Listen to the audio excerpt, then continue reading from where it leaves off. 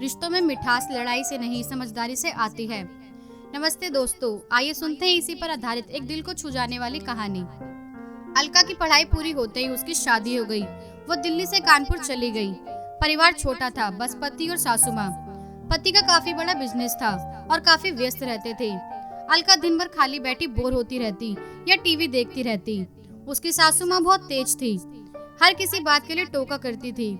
जब भी अलका थोड़ा आराम करने के लिए बैठती, सासू माँ आवाज लगाकर कुछ न कुछ काम बता देती और खुद कुछ काम नहीं करती।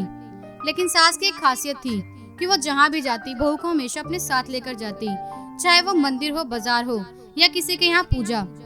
दोनों सास बहू चेहरे पर नकली मुस्कान लिए साथ साथ घूमती और सारे कॉलोनी वाले इन्हें आदर्श सास बहू समझते, पर सच्चाई इसके विपरीत थी। अलका ने टाइम पास करने के लिए अपनी कॉलोनी की सहेलियों के साथ किटी पार्टी शुरू कर दी। महीने में 2 बार होटल आदि में मिलना, खाना पीना और सबसे जरूरी अपनी अपनी सास की बुराइयां करना। परंतु अलका समझदार थी। वो कभी भी अपनी सास की बुराई नहीं करती, बल्कि हमेशा उनकी तारीफ करती।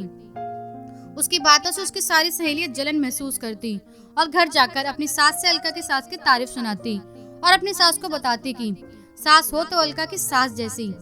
धीरे धीरे अलका की सास पूरे ग्रुप में आदर्श सास के नाम से मशहूर हो गई और किटी ग्रुप की हर बहू अपनी सास को आदर्श सास मिलवाना चाहती थी, ताकि उनकी सास कुछ अच्छा सीखे और उन्हें परेशान ना करे।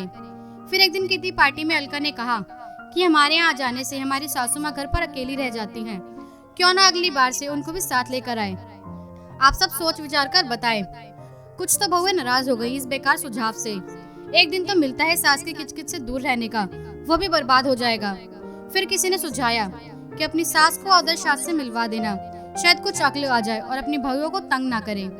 फिर लगभग सभी राजी हो गई अपनी अपनी सास को आदर्श सास से मिलवाने के लिए।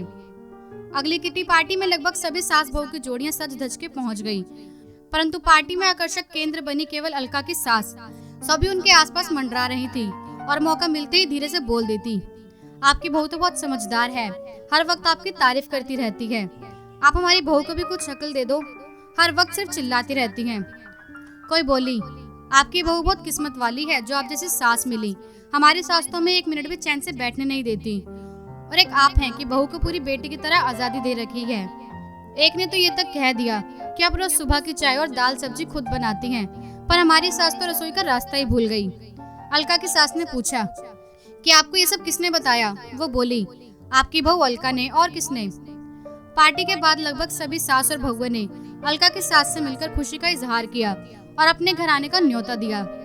जहाँ हर बहू अपनी सास की और हर सास अपनी बहू की बुराई कर रही थी, वहीं सबने अलका और उसकी सास की तारीफ की।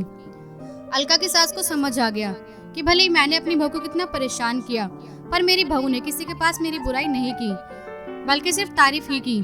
उस दिन के बाद अलका की सास के व्यवहार में बहुत बदलाव आ गया और वह सचमुच में आदर्श सास बन गई। उस दिन के बाद से उन्होंने बहू कहकर नहीं बल्कि बेटी या अलका बेटी कहकर बुलाने लगी और लोगों से कहना शुरू कर दिया कि जब से अलका इस घर में आई है मुझे बेटी की कमी महसूस नहीं होती। कोई भी बहू तब तक बेटी नहीं बन सकती जब तक वो सासू माँ को अपनी माँ की तरह ना देखे। अलका ने भी समझदारी के साथ यही किया और आज पूरी कॉलोनी में उनकी जोड़ी आदर्श सास बहू बन गई। दोस्तों, आपके हिसाब से रिश्तों को सुधारने का सही तरीका टकराव है या अलका जैसी समझदारी? कमेंट में अपनी राय जरूर बताइए।